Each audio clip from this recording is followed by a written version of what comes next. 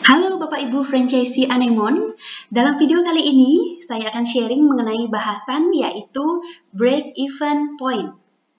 Bapak Ibu, materi ini bertujuan agar seluruh franchisee Anemon mengetahui kondisi BEP outletnya masing-masing sehingga nantinya bisa membuat perencanaan target dan menentukan strategi untuk membuat bisnis menjadi tumbuh dan semakin berkembang. Bapak Ibu, untuk itu mari kita simak penjelasannya sebagai berikut.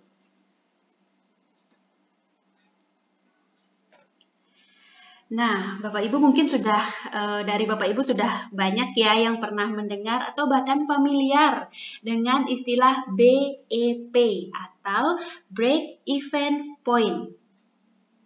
Nah, meskipun banyak yang sudah sering mendengar, namun Bapak Ibu ternyata masih ada beberapa orang yang keliru mengenai apa sih itu BEP?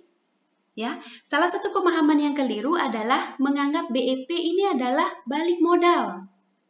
Atau bahkan menganggap ketika usahanya sudah BEP, maka pemilik bisnis sudah mendapatkan keuntungan atau sudah untung. Nah, apakah benar ketika perusahaan kita sudah BEP, maka perusahaan kita sudah untung gitu ya? Nah, Bapak Ibu, ternyata itu adalah anggapan yang keliru. BEP ini berbeda dengan balik modal. Balik modal itu biasanya disebutnya itu ROI atau Return of Investment. Ternyata salah ya, ada beberapa dari kita mungkin atau di luar sana masih keliru mengenai apa itu BEP. Nah, sekarang kita cari tahu sebenarnya apa sih itu BEP. Baik, yang pertama BEP adalah titik impas, di mana total pendapatan bisa menutupi total biaya yang dikeluarkan. Biayanya terdiri dari biaya tetap dan biaya tidak tetap. Kemudian BEP ini dianggap sebagai sebuah titik ketika pendapatan sudah sama persis dengan total biaya. Jadi antara pendapatan dan biayanya itu jumlahnya sama, gitu ya. Kemudian BEP adalah kondisi perusahaan tidak mendapatkan keuntungan, juga tidak menderita kerugian atau impas. Kemudian, jika sebuah perusahaan sudah BEP, maka itu tanda bahwa kerugian perusahaan sudah berakhir dan selanjutnya tinggal mengumpulkan keuntungan. Untuk menghindari kerugian, perusahaan harus tahu berapa kuantitas minimum yang harus dijual agar perusahaan tidak rugi. Nah, Bapak Ibu mungkin juga dari Bapak Ibu juga ini ya, sama ya. Jadi BEP ini sering menjadi tolak ukur ketika seseorang memutuskan ingin berinvestasi atau memulai sebuah bisnis.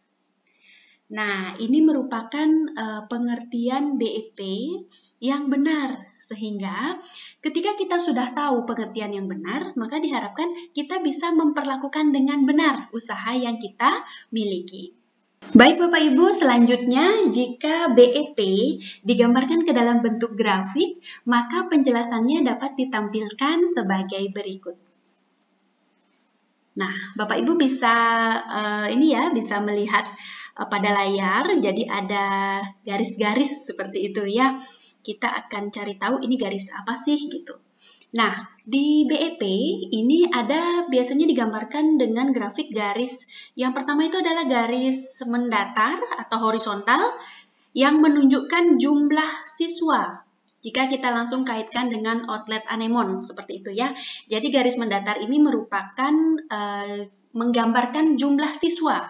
Sedangkan garis yang vertikal ini menggambarkan jumlah uang atau omset yang dihasilkan dalam bentuk rupiah. Oke, baik. Setelah kita mengetahui ada garis jumlah siswa dan juga grafik jumlah uang, maka kemudian ada yang namanya garis pendapatan atau revenue. Kalau di outlet ini asalnya dari pembayaran uang pangkal dan juga SPP, benar ya?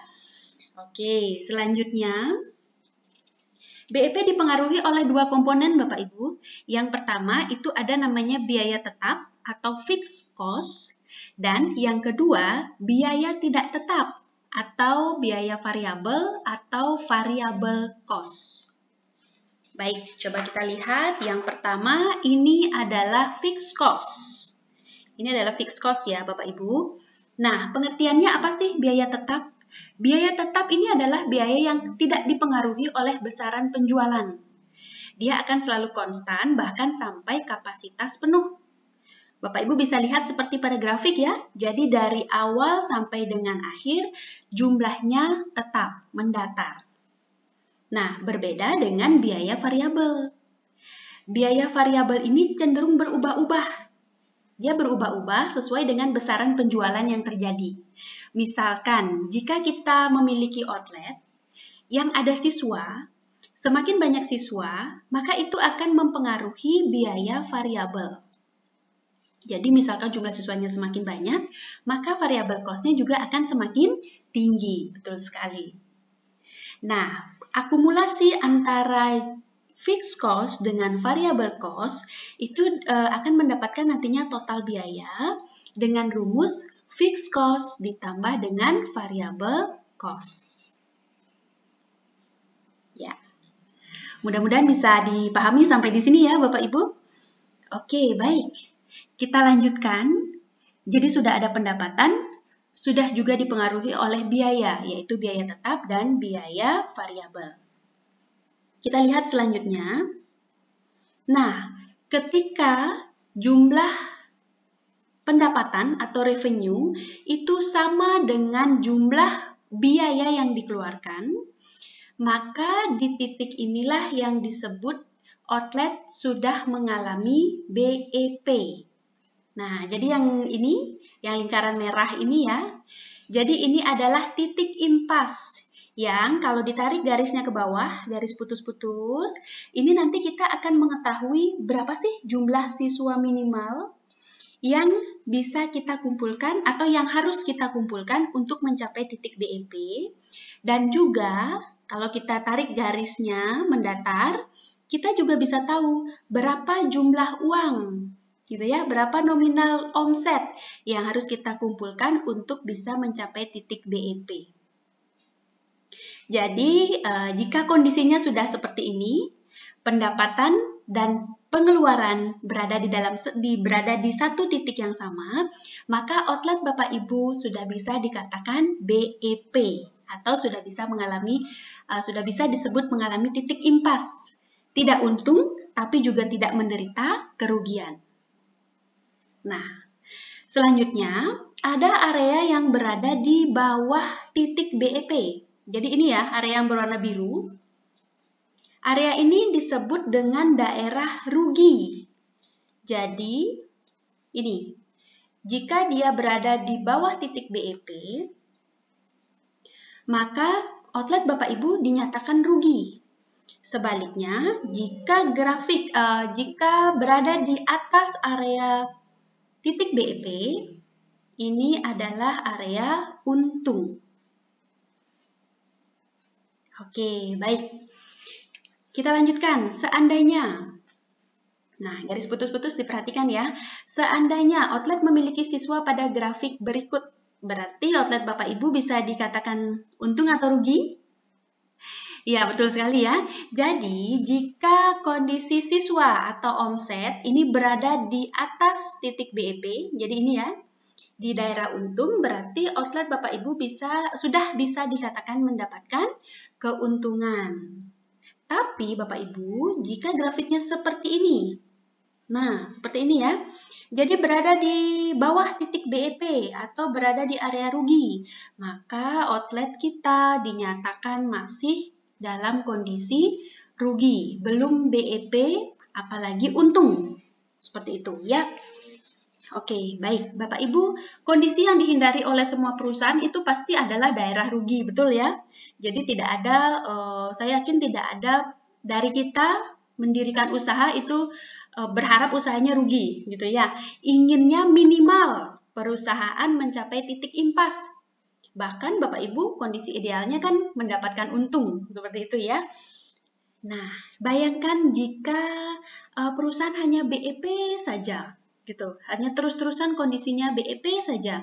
Ini diibaratkan seperti perusahaan kita sebuah telur yang sedang berada di ujung tanduk.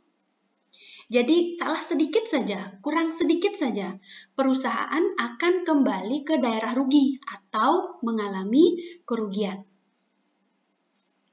Nah, gimana kalau kita sudah memiliki angka BEP?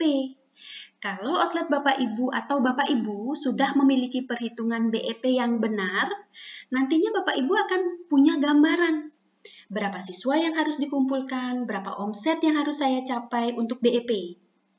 Jika sudah BEP, kita bisa memikirkan strategi untuk mendapatkan laba atau profit gitu ya, yang membuat perusahaan kita bisa bertumbuh, berkembang jauh lebih besar daripada hari ini.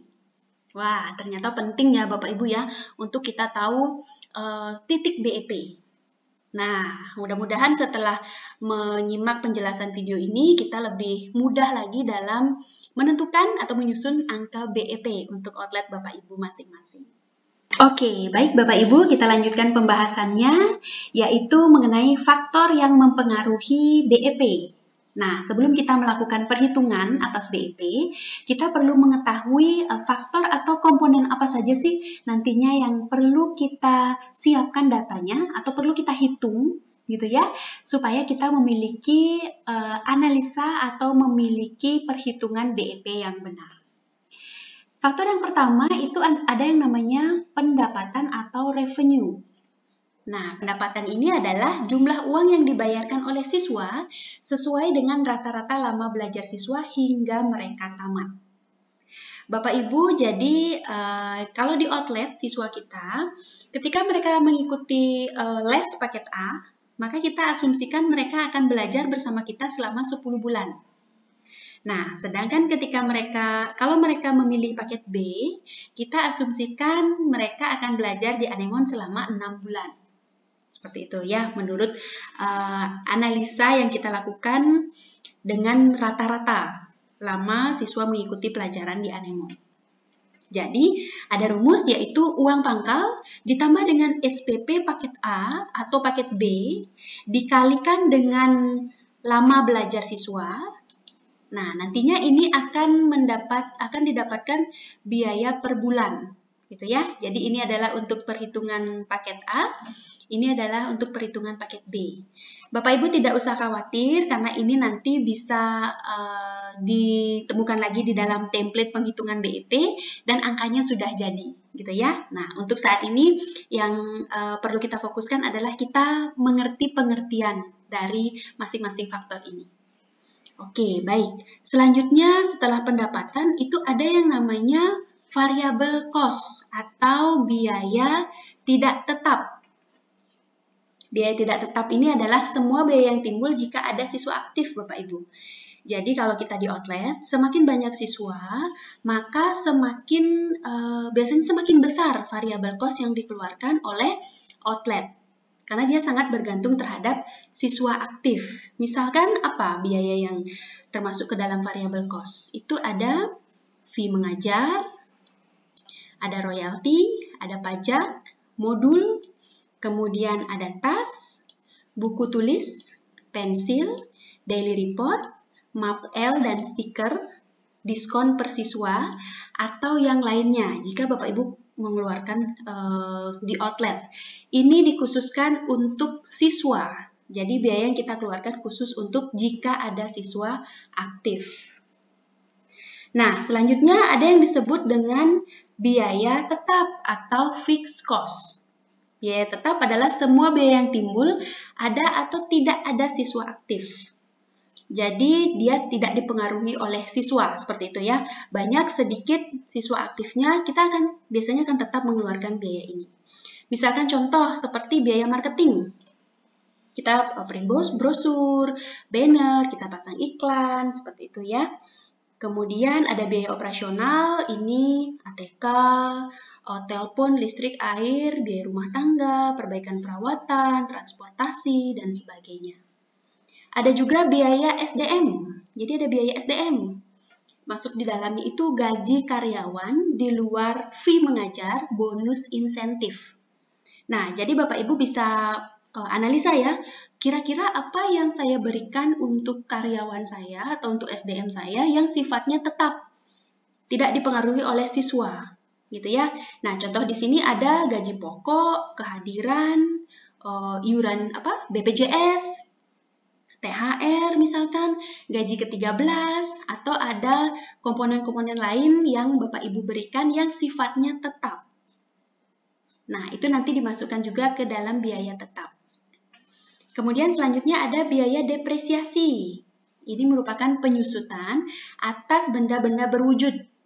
Misalkan penyusutan sewa gedung, ada juga penyusutan aset dan renovasi, gitu ya.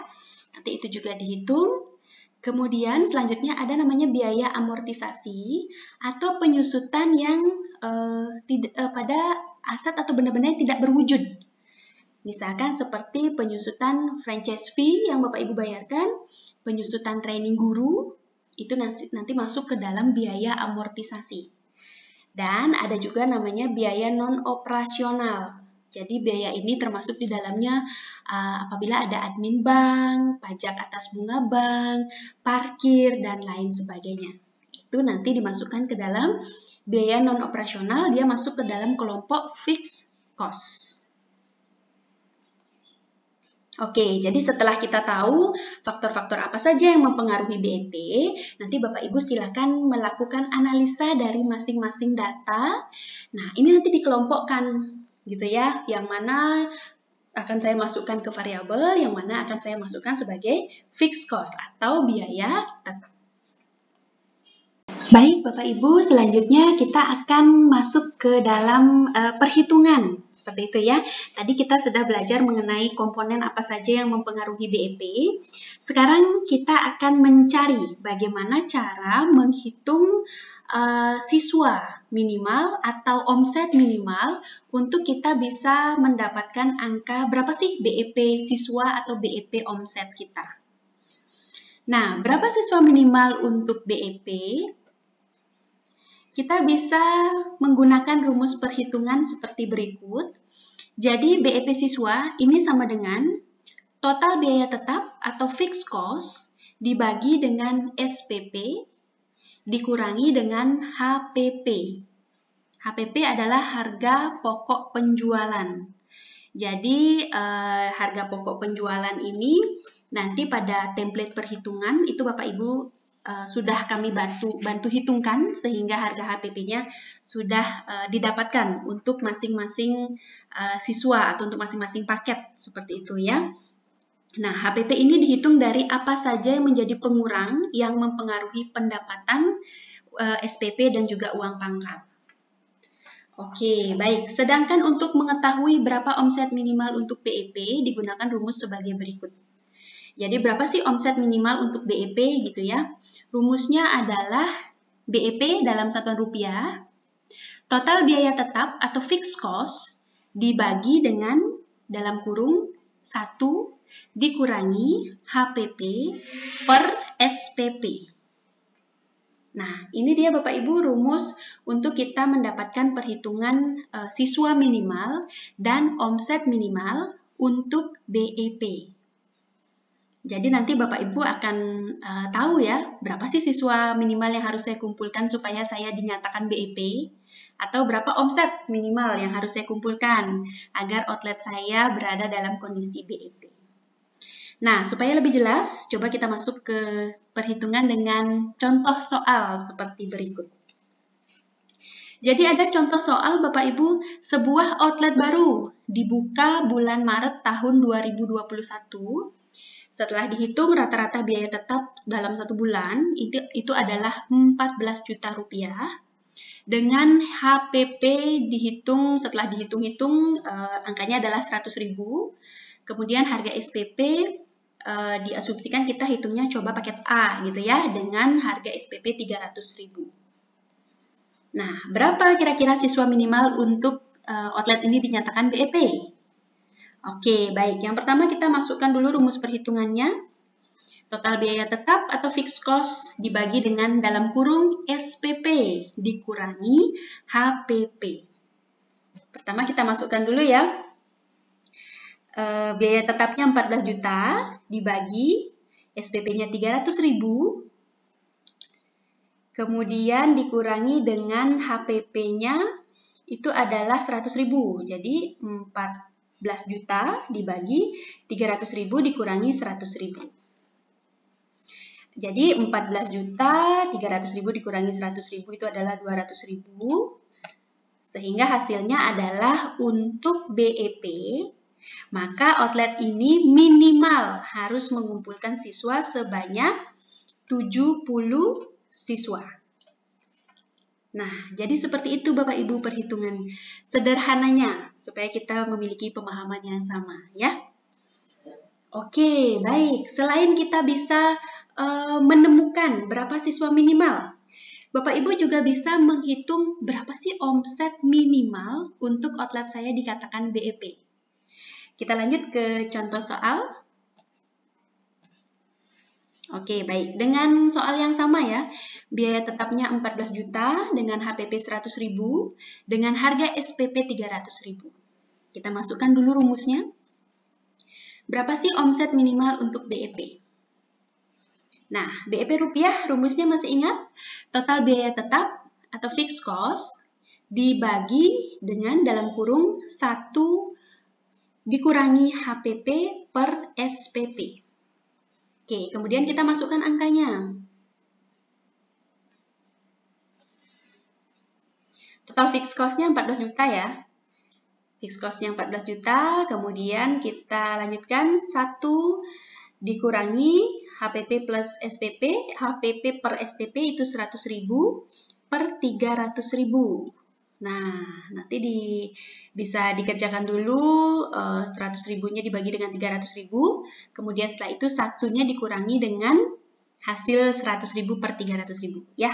Oke, kita ketemu hasilnya biaya tetap itu adalah 14 juta, kemudian dibagi dengan 0,666 sekian 7. Nah, jadi kita sudah bisa mendapatkan perhitungan berapa sih omset minimal untuk BEP. Jadi omset minimal untuk BEP dari 70 siswa ya.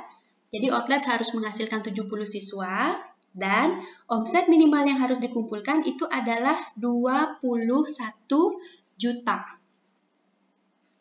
Nah, ketika outlet Bapak Ibu atau outlet ini ya, outlet baru ini sudah memiliki siswa 70 dan atau memiliki omset sebesar 21 juta rupiah, maka outlet ini dinyatakan sudah BEP. Nah, jadi seperti itu Bapak Ibu. Perhitungan istilahnya gambaran sederhananya untuk kita mengetahui BEP siswa dan juga BEP omset. Gitu ya. Oke. Ya, nanti kita akan lanjut lagi dengan perhitungan target setelah kita mengetahui titik BEP dari perusahaan kita.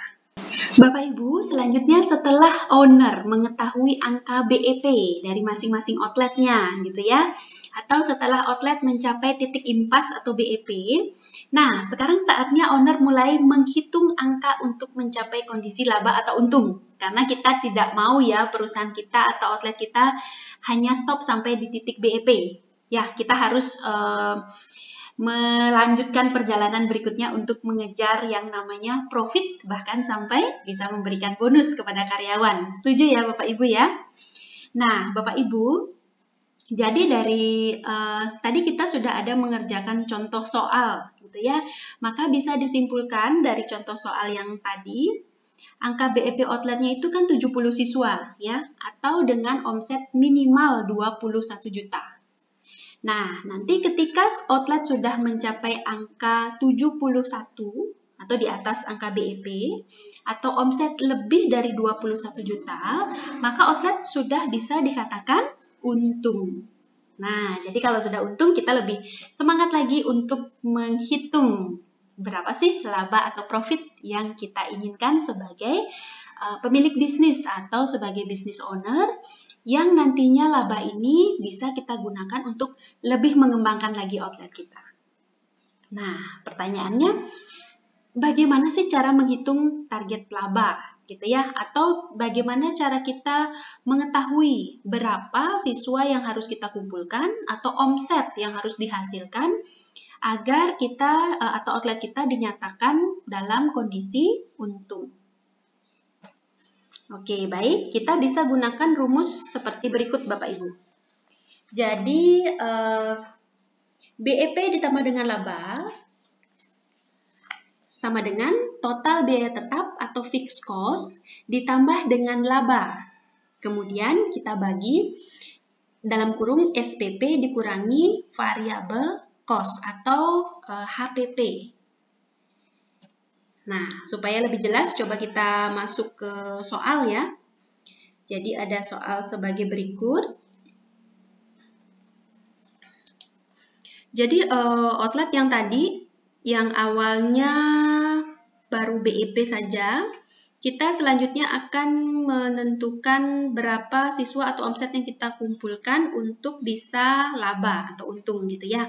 Misalkan owner menginginkan laba sebesar 5 juta rupiah setiap bulan. Nah, mari kita masukkan rumusnya. Berapa jumlah siswa untuk laba? Rumusnya masih ingat ya Bapak Ibu?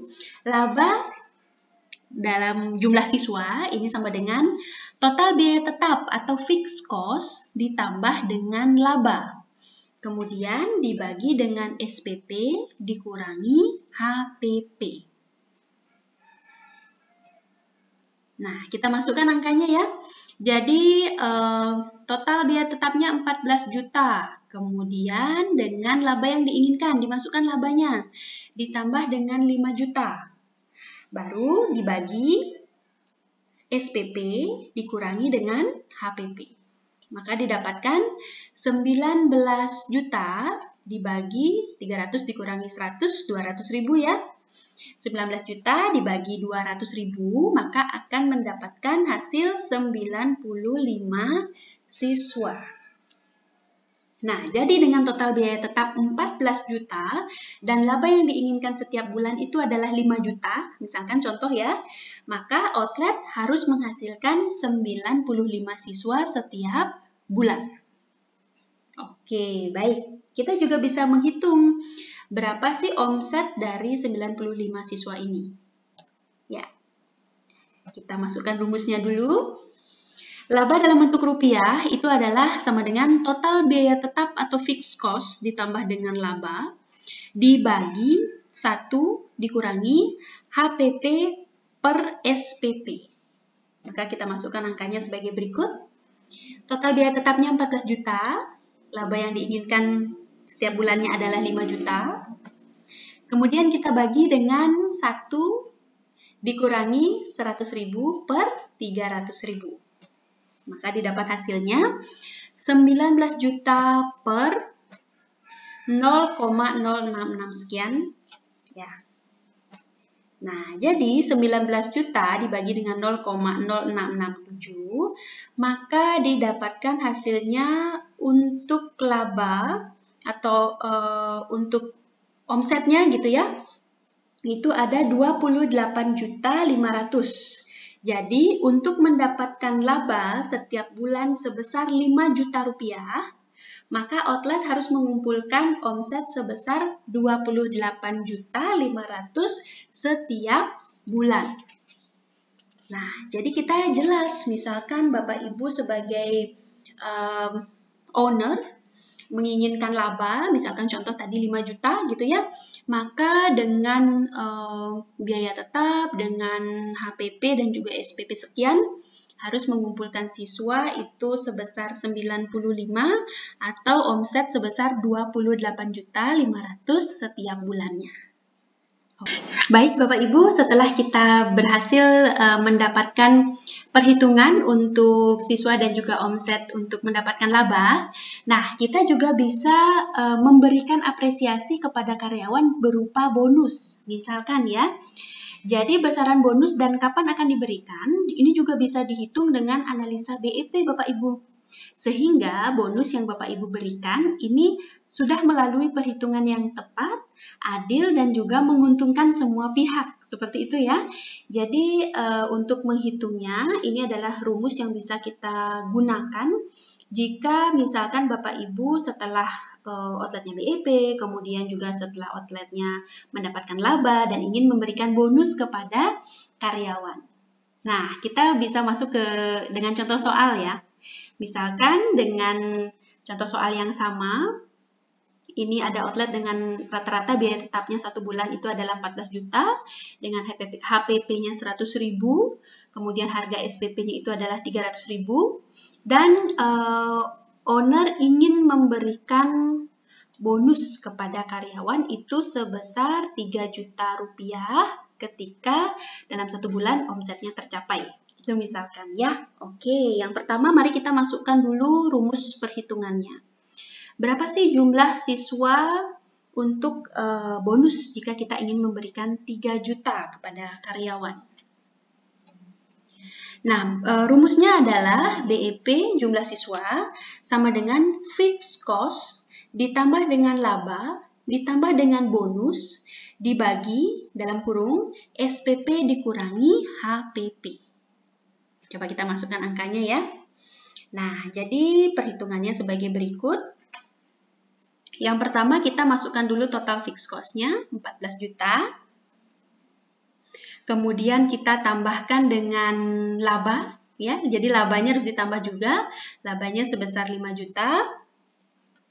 Kemudian ini adalah bonus untuk karyawan sebesar 3 juta. Kemudian setelah itu kita masukkan angka SPP dikurangi dengan HPP. Maka akan ketemu hasilnya yaitu total fixed cost-nya menjadi 22 juta, kemudian dibagi dengan hasil pengurang 300.000 dikurangi 100.000, yaitu 200.000, maka siswa yang harus dikumpulkan dalam 1 bulan, ya. Jadi untuk bisa memberikan bonus kepada karyawan sebesar 3 juta rupiah, 3 juta rupiah setiap bulan, outlet harus menghasilkan 110 siswa setiap bulan. Nah, jadi kita akan jelas ketika karyawan atau tim kita mencapai target sebesar 110 siswa, maka Bapak Ibu bisa mengeluarkan bonusnya. Jadi karyawan berhak mendapatkan bonus yang sudah dimasukkan ke dalam perhitungan BEP. Seperti itu ya. Oke, baik. Setelah itu kita juga bisa mengetahui berapa omset minimal yang perlu dikumpulkan agar bonusnya keluar 3 juta gitu ya. Oke, kita lanjutkan. Omset untuk bonus. Nah, di sini ada rumusnya. Bonus dalam satuan rupiah itu sama dengan total biaya tetap ditambah dengan laba ditambah dengan bonus dalam kurung dibagi dalam kurung 1 dikurangi HPP per SPP dalam kurung. Oke, kita masukkan angkanya. Bonusnya jadi ada total biaya tetapnya 14 juta, kemudian laba 5 juta, bonus per bulan 3 juta, dibagi dengan 1 dikurangi 100.000 per 300.000. Maka kita ketemu hasilnya 22 juta ya, hasil dari 14 juta ditambah 5 juta ditambah dengan 8 juta. 22 juta dibagi dengan 0,66667. Maka omset yang harus dikumpulkan ini ya. Jadi untuk bisa memberikan bonus kepada karyawan sebesar 3 juta, maka siswa yang harus dihasilkan adalah omset yang harus dihasilkan itu adalah sebesar 33 juta rupiah. Nah, jadi kalau ingin memberikan bonus kepada karyawan sebesar 3 juta, maka karyawan harus mengumpulkan siswa itu ya, sebanyak 110 atau omset sebesar 33 juta rupiah. Oke, baik. Jadi perhitungan kita untuk memberikan bonus kepada karyawan bisa lebih jelas dan tetap outlet kita yang harus pertama dulu dibuat untung gitu ya. Setelah outlet kita mendapat laba, ketika Bapak Ibu ingin mengapresiasi karyawan itu silakan dimasukkan perhitungannya. Seperti itu. Nah, jadi Bapak Ibu, itu tadi penjelasan mengenai pengertian, kemudian juga komponen-komponen, rumus perhitungan, dan contoh perhitungan untuk kita bisa mendapatkan jumlah siswa, gitu ya, jumlah siswa, kemudian juga omset, untuk mengetahui kondisi outlet kita BEP, kemudian outlet kita laba, dan juga ketika kita ingin memberikan bonus kepada karyawan. Semoga penjelasan dari video ini dapat dimengerti dan juga bisa dipahami, bermanfaat, sehingga di next selanjutnya kita mengisi template BEP, melakukan analisa perhitungan, Bapak Ibu bisa mendapatkan hasil yang akurat, sehingga benar-benar bisa menggambarkan kondisi terkini dari bisnis yang Bapak Ibu miliki. Terima kasih.